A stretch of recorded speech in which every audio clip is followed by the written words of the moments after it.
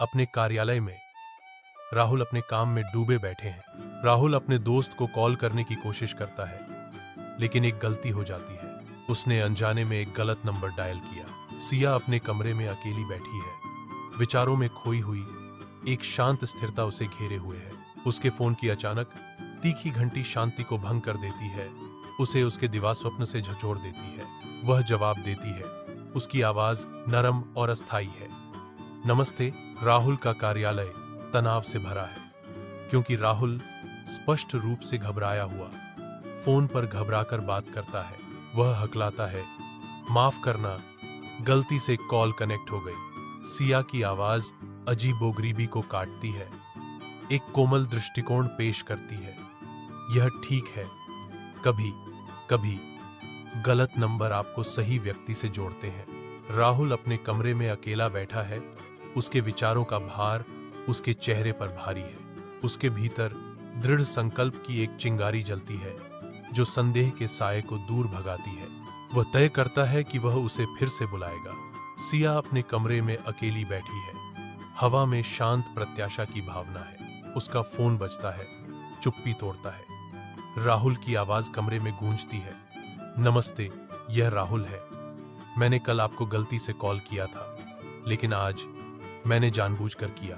सिया के चेहरे पर मुस्कान फैल जाती है, क्योंकि वह जवाब देती है, मैं सिया हूं। ठीक है, अब हम निश्चित रूप से दोस्त हैं। हर सुबह राहुल और सिया एक दूसरे को एक खुशमिजाज गुड मॉर्निंग के साथ अभिवादन करते हैं। उनकी आवाजें उनके दैनिक जीवन के ताने बाने में एक नया धागा बुनती हैं।